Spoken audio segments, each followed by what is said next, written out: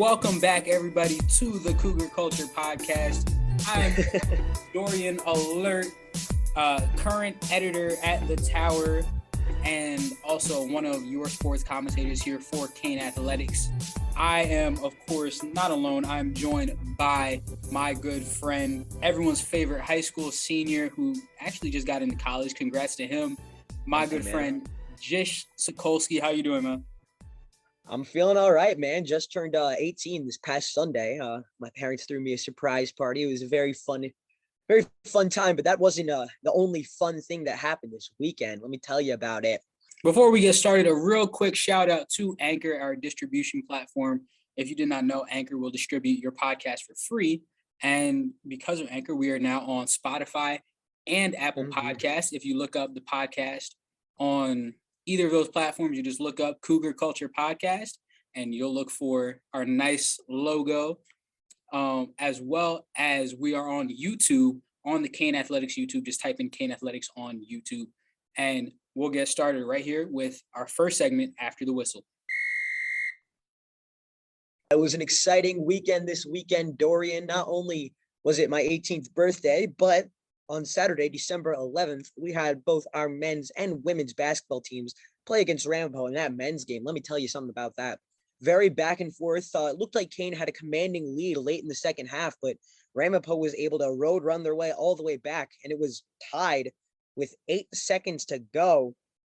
And of course, if you've probably seen the highlights around, Pat Strazzala delivered the dagger with zeros on the clock, a buzzer beater to defeat an NJAC opponent. Crazy victory. Kean improves to 7-3 and 2-3 in the NJAC. Absolutely incredible game. And, you know, we had the opportunity to talk with Pat Strazzala after the game. So here's the game-winning shot, and then here's him and Coach Turco right after the game.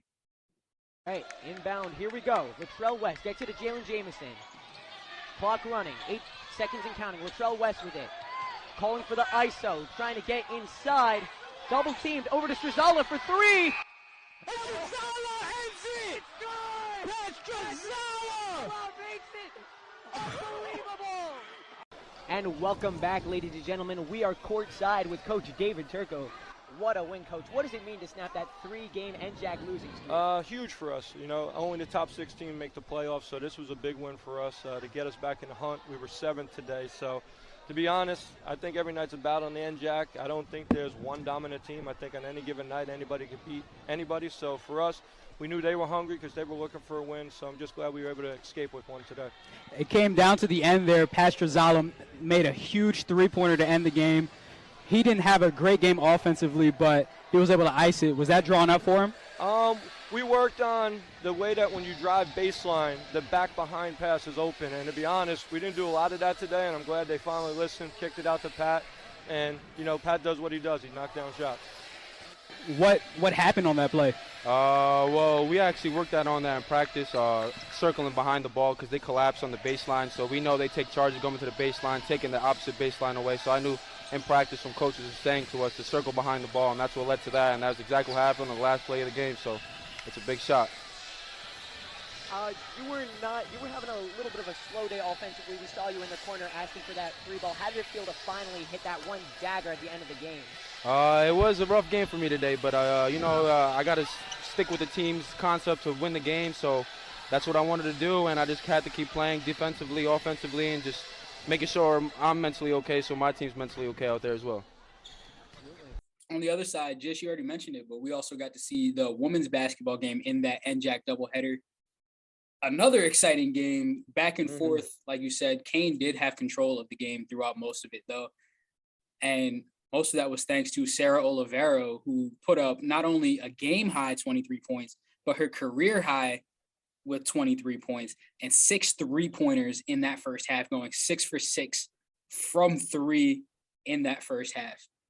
Yeah, absolutely crazy game. The final score is closer than it actually was. Of course, Ramapo put up a last-second buzzer beater half-court shot to make the game a 3-point one, but Kean had already won at that point, and it was the celebration had already begun.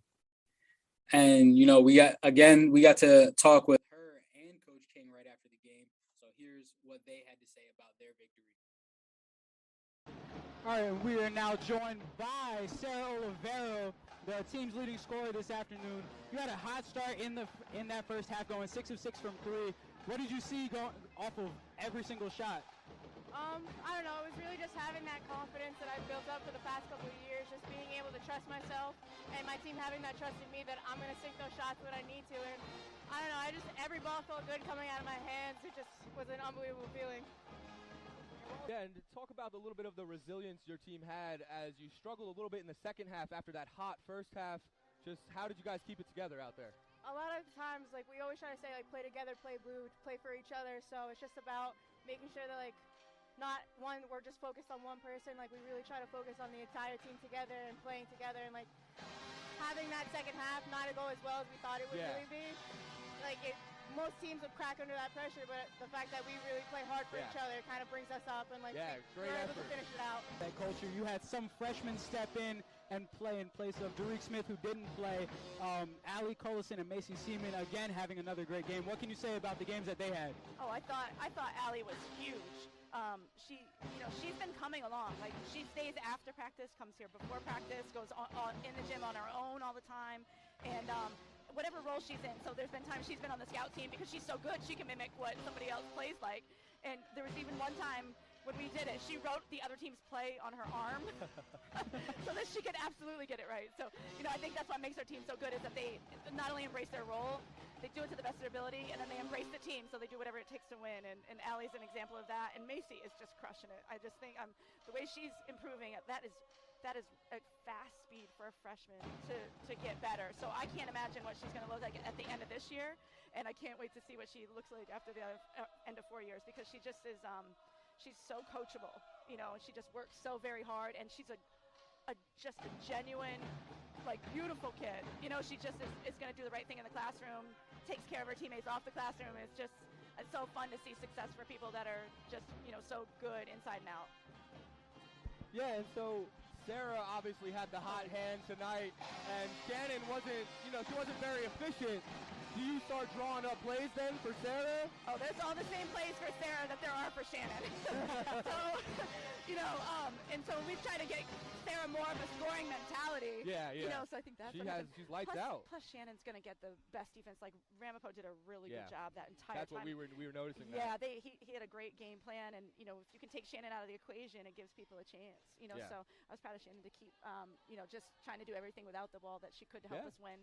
So, and I thought she did that. But Sarah we see it every day in practice, so, and we've seen her get hot like that. So, she's had some great performances in the past. And what I'm hoping for is just she consistently does it, because she can do that every single day. And if we play like that with her, with everybody clicking on all cylinders, it's going to be really fun. Right now, everybody's, one person will step up on each different night. So I can't wait for those days when we consistently have everybody. Just flying around and getting hot for the Cougars. In esports news, unfortunately, the Madden team, Kean Blitzar, led by Yahir Castellan Flores, lost in the finals to Lycoming College of the Lycoming Navy. A 2-0 blowout, but not blowout, excuse me, a 2-0 defeat for Kean, but they were the first-ranked seed throughout all the playoffs, and very inspiring and optimistic news for this very young esports program. They had a great run throughout the season. It was only their first season as well, so I'm sure there's plenty of things to look forward to coming in the spring and even further down the line. We had some exciting news drop. President Dr. Repillette was recommended for appointment to the NCAA Division III Management Council. He will be in a role. He's one of 19 that will help implement policies and for the NCAA moving forward. It is a 4-year term, so President Repillette will be part of that for the next 4 years. In other news, this morning, December 14th, it dropped that Kean football corner, Keon Taylor, who had 32 tackles, 8 interceptions this year, was named as a Division III All-American to the second team. Congratulations. That's the AFCA All-American team. Congratulations to KT for having that distinguished honor. Absolutely. But he wasn't the only All-American that we had for Kean Sports. Why don't you tell us about our field hockey All-Americans? Well, we had 3 field hockey players named to the Synapse Sports Division III All-Americans. They are Jenna Flemings, who was part of the first team, Leah DiPiazza, part of the second team, and Jordan Thompson was named third team.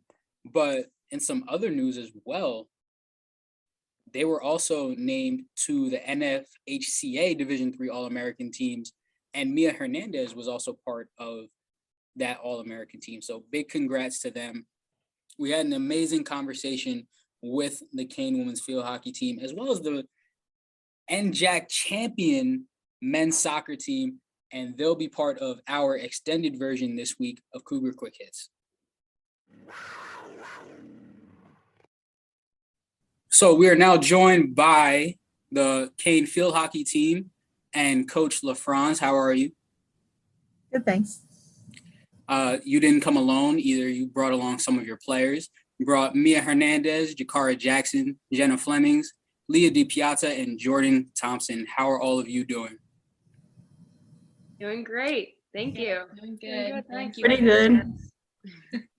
So I'm going to start with Coach.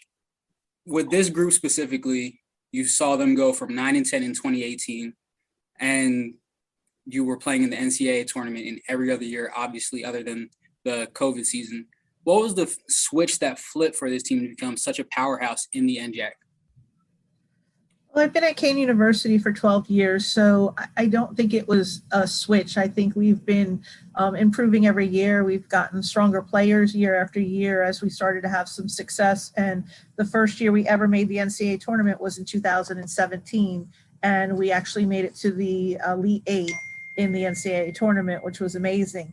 In 2018, we had a lot of veterans and seniors that graduated, and we still had that same tough nationally ranked opponents.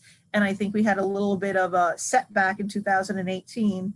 And since then, we've been able to sustain this level. In 2019, we again made the NCAA tournament. We again made the Elite Eight. In 2020, with the COVID, we were 5-0 in the spring season, and we were looking to go to the playoffs when we had the COVID and our season was canceled. So coming into 2021, we had a lot of experience. We'd worked really hard during COVID. We trained hard. The girls did the right things. So it was exciting to see us have, another tremendous season. And that was our third NCAA tournament berth. To start the season, you went on an incredible scoring run, the team as a whole. You outscored your non-NJAC opponents 52-12 throughout the month of September. For Jordan, again, what were some of the keys to that offensive outburst? I would have to give a lot of that credit to the team that I have behind me. Obviously, that I couldn't do anything on the field without everyone else on my team. I think that what made the offense so successful this year is that we're all goal hungry. We all really wanted to score, and we wanted to win, and we wanted to do the best that we could do. And so when we got scoring opportunities and rebound opportunities, we made it happen. We weren't hesitant on scoring, and we were giving it our all, and we were just wanting to be the best and striving for that. And I think that's what got us up there. And a similar question for Jenna. Again, 12 goals as opposed to 52. That's a 40-point differential.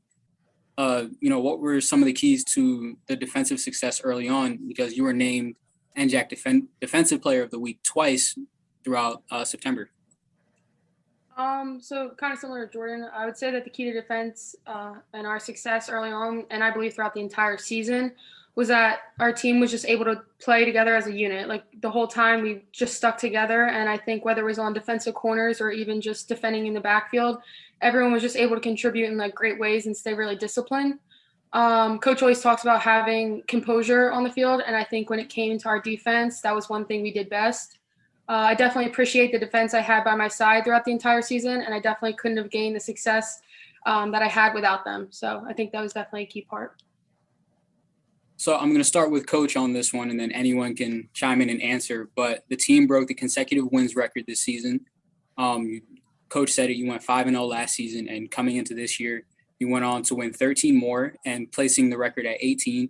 How important was the streak?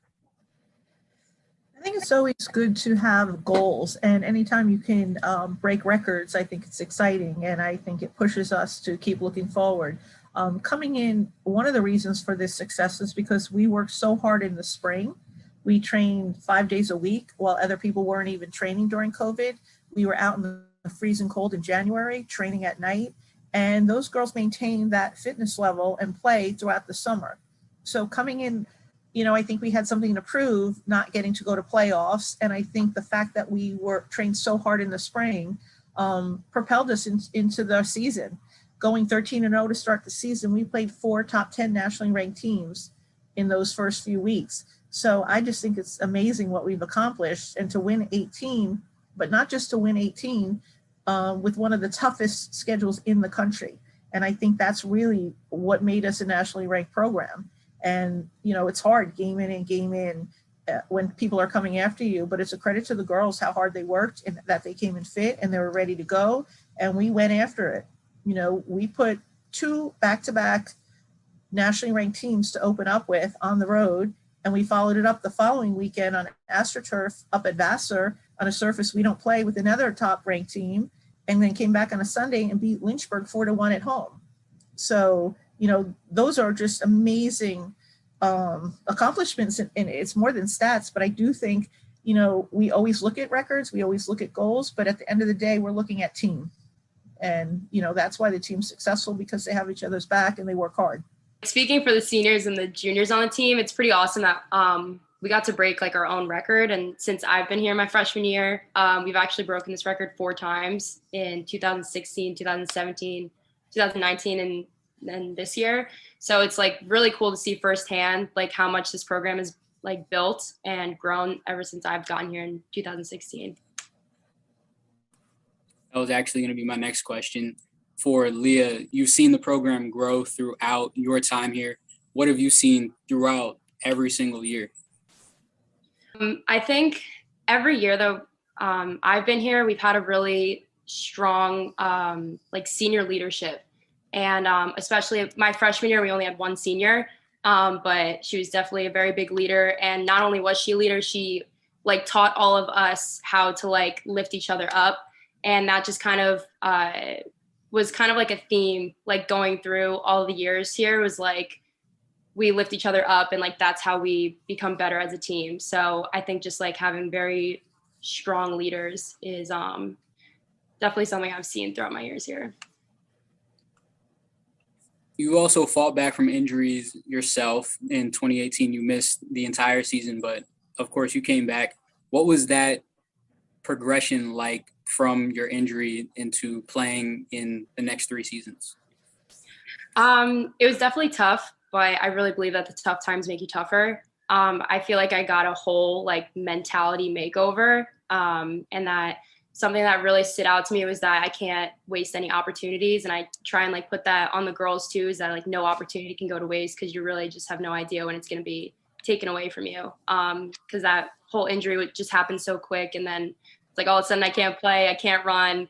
But it was definitely a cool experience to see the game from a different perspective, from being on the sideline and doing some stats for the girls and almost from a coaching perspective. So I think despite not playing, I actually learned so much during that season. And that really changed me, I think, for the better. And going into the next 3 seasons after that, I really don't think I'd be the player that I am today without experiencing that.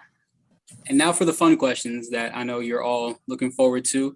We're going to go into the first round NJAC game against TCNJ. So we're going to start with Mia. The first overtime, they were in position to score. You tried to take the ball away, but you're called for a penalty. What's going through your mind at that specific moment? Oh, God. Okay. My first instinct, my heart dropped to my stomach. I was like, oh, my God, this cannot be happening. One, because it was not the best call, I would say. It definitely should have been a call against me, but I feel to have it been a stroke in OT in that crucial moment, very questionable, but that happened. I had so many different thoughts going through my head. I was kind of just like, oh my God, I can't believe this happened. Of all the times this could have happened, like, why right now? Why this game? Like, oh my God. I was like, I'm never touching this field again. Like, if this goes bad, like, this is it for me. Like, just anything that you could think of when, like, the game, the championship is on the line, your postseason is, like, right there. Like, it's everything you've worked for. It's kind of just, like, sitting there right in front of you. But, like, at the same time, I was like, Jenna's an awesome goalie. If there's anything she's good at, it's the 1v1s, it's the strokes. Like, that is where she just shines. Like, perfect example, the game against Stockton, we went into 1v1, she shined. So I was like, Jenna got this. I sat all, like, I literally squatted down because I couldn't even stand at that point watching. I was like, Jenna got this. Jenna got this. Leah's like, it's okay. Jenna has this. Like, it's good. Like, she's got this. She got this. The girl completely missed the cage. And all everyone has ever said is, ball don't lie. And I'm like, I don't know, like, it was either she was gonna go home crying or I was gonna go home crying. It was a very, like, I've never been so anxious in that moment. Like, it was a lot of emotions. Even, like, talking about it right now still, like, gets me like, oh my God, like, that was really, like, crazy to think about and, like, to watch happen. So I don't know, a lot of emotions, a lot of thoughts. So exactly what you were saying is exactly what we were feeling in the booth too. We're supposed to be calling the game, but we got silent and we're like, oh God, like so now for Jenna, you stepped up big on that last penalty shot. And like Mia said, she completely airmailed it. But, you know, at that point, did you feel like the team was going to win? So I think I can speak for everybody, but a game like that against TCNJ, I think is one we'll never forget for the rest of our lives. And at least I know I won't. Being put in that crazy situation was definitely, especially being a penalty stroke, like Mia said, I think it would be nerve-wracking for many people. But I can honestly say that I never once for a second in that game had any doubt on not winning that game. I said it to many of my teammates even after the fact. I said I had such confidence in not only myself, but my entire team's ability to just be able to pull out that win. And we were able to do like just that. But I think, like Mia said, like in a situation like that, it's a very crazy call to be made. And for us to stay, like we talked about earlier, like composed, I think that was really big for us. And we stayed true to who we were in the game that we played. You did go on to win, of course. Jakara, you had the opportunity to end the game, and you did off of an assist from your teammate Megan Keaney. And you're not one to celebrate, but you did celebrate on that goal. What did you see on that play to get, you know, such a perfect angle at it? Honestly, I don't really remember that game much because I was kind of like out of it, like in a good way. Like I was just in the zone. But I just remember thinking like, well, I see Megan coming. I was like, I don't know where this ball is going to go, but I'm going to try to be ready if it comes to me. Because I feel like this year we really focused on, I feel like in the past, like we've always known where to be per se, but we weren't necessarily always ready. So like this year, we were big on like being ready. So I was like, I'll make sure my stick is down and hopefully I can receive it and like do something with it. And just, I was able to score. So I was just thankful for that. For Coach, that was your 200th win of your career at Kean. How special was it to get your 200th win in such an intense type environment? I think it's kind of a funny story. We thought 2 games before that was going to be the 200th win. So we were all excited, and then they're like, no, it's only 198. So by the time we got to the TCNJ game, we weren't even thinking about the 200th win. I was just thinking about the team, and I actually didn't even think about it after till the girls came over, and then they had the balloons. But I was just thinking about, let's get this game. We've only won once against TCNJ. I think we're 1-59 against them before this year, and we beat them twice this year to get our 3rd time against them. So it's only our 2nd NJAC finals by beating them. But to be able to beat a quality team, a nationally ranked team at home in a playoff situation, that's what was more important, and that was what was exciting. So when I look back and I think, wow, that's even makes it more memorable that it was on a great game against a great opponent to get the 200. So I think that was exciting. So we are now joined by the 2021 NJAC champion men's soccer team and head coach Peter John Falloon. How are you doing, Coach? Good, Dorian. All is well. You didn't come alone, of course. You brought some of your soccer players with you. You brought along with you Daniel Calderon, Gabe Llanos, Danny Guillen, Dominic Ridge, and Raonne Diaz. How are you guys doing? Good. Doing Thank good, you. doing good. So I'm going to start with you, Coach. You've been coaching with this program since 2017, and you led them to their first NCAA tournament since 2010. What sets this 2021 squad apart from the others that you've coached before? Well, firstly, I just want to note that this squad was made up of all of our recruits, meaning this is the first squad that we didn't have anybody that was inherited. So that's a big difference. And I want to state that, or highlight that this squad was the most united squad out of all the squad that I've coached. And they were also the most coachable squad out of all the squads that I have coached since being here. So that was the difference of the past teams. And also they were the deepest. That was a major part. This team was very deep. So unity, strength, and deep was the goods. Heading over to two of the seniors that were on the squad. We're going to start with Daniel Calderon. You were honored as a captain throughout the season. And, what was the difference you saw between your first year here and what happened this year and what it meant to be a captain? On my first year here, I didn't play a lot, but I learned a lot from my teammates. We had like 12, 14 seniors on that team. So, I tried to make the best out of the season. So I learned from them. So after that, I stopped playing for 2 years. So when I came back, I put all the knowledge I get from that season into, 2019 season, following now 2021. And, it was amazing being a captain last season. It was a big role, but it helped me to give the best out of me to the team and the program here at Kean University. And same question for you, Danny. You were also named the captain for the 2021 season. What does that honor mean to you? Oh, it meant a lot, especially because I've been here for I'm a fifth year. So it meant a lot to me because, I've been here for a while. I learned the ropes. I've been with coach. I'm the longest player that's been here with coach. I was here my sophomore year when we didn't win anything. Prior years where, we made it to the NJAC quarterfinals, we lost. So it meant a lot, It meant a lot to wear the band for this amazing team.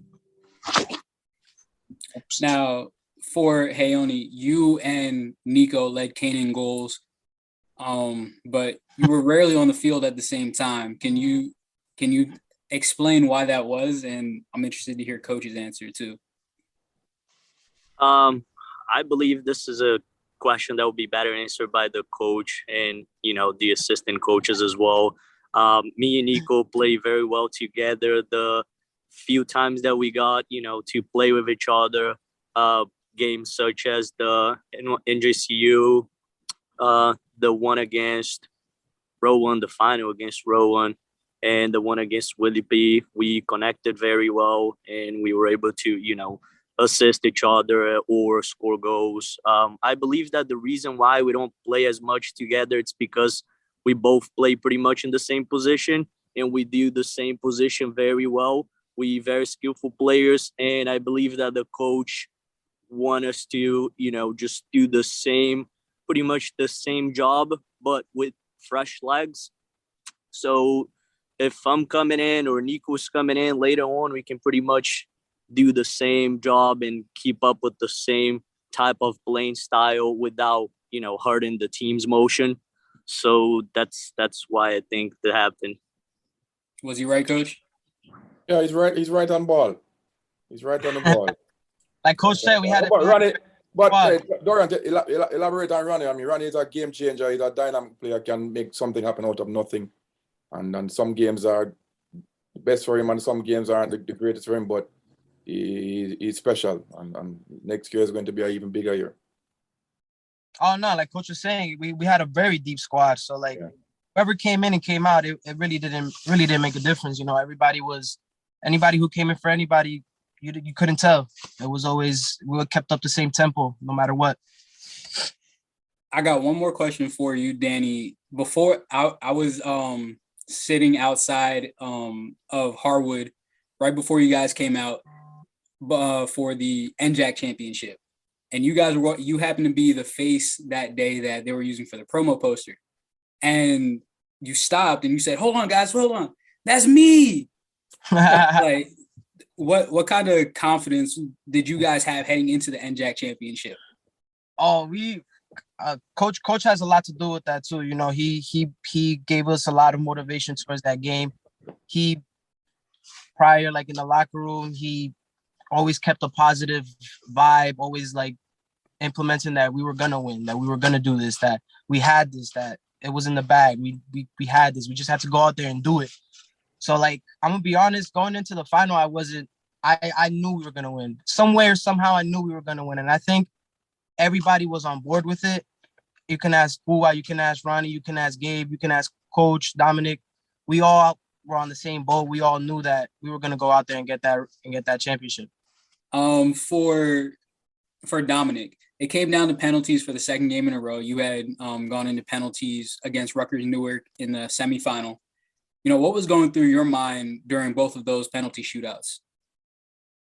I mean, to be honest, in moments like that, there really isn't much time to think. You just gotta show up and perform. And like somehow I wasn't nervous. I was confident, and I just felt like that moment was for me, and I had to shine, you know. And I just stood strong on my faith in God and centered in our team and our family, and that I had to step up to the plate. And I mean, I feel like that's exactly what I did. Man got ice in his veins. For Gabe, the team played and finished in the top 32 for Division III soccer in the NCAA tournament. What was the experience of just playing in the tournament like? It was a great experience, you know, for sure, to be playing at like that level that far in the season. You know, many teams were out at that point. It was just great, you know, to be able to showcase ourselves as well, you know, show everyone, you know, that Kean is here to make a name for themselves, you know, because from the start of the season, we knew we had that potential. And, you know, we're just going to go back again next year and, you know, be able to enjoy that experience and, like, you know, this time hopefully make it farther in the tournament for sure. Not hope, will make it further. Yes, sir, Coach. There it is. For Raonne, the two of my last written questions are for you. So we saw some incredible moves, highlights, and ankle breakers throughout the season. You know, what are some of the keys to your just amazing footwork?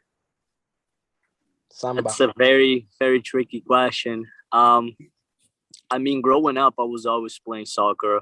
I remember always having a ball by me, and rather being with my friends or alone, I would always try and dribble things or people or objects that I, you know, pass by.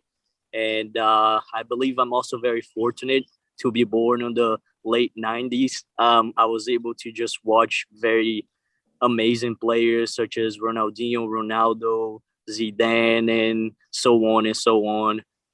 Aside from that, it's mostly mental. You got to work physically, but you have to believe in yourself. If you don't believe in yourself, you won't be able to do things. And overall, I'm a very confident person. You know, I believe in myself. I know my potential. I believe I can achieve and do great things. And that's the mindset I have whenever I step on the field. And that leads me to do the things that I do. Dorian, elaborate on that. Ronnie is, as you say, it's very professional as well. Ronnie takes care of himself, eats properly, does all the rehab, does all the stuff that you don't see on the field that makes you good on the field. So Ronnie's not just get up and go and play. He does a lot of preparation, and that's the difference with Ronnie and a lot of players. He's very professional. For my last question for you guys, this is your opportunity to tell us a little bit about your coach. Do you guys have any funny or interesting stories about Coach?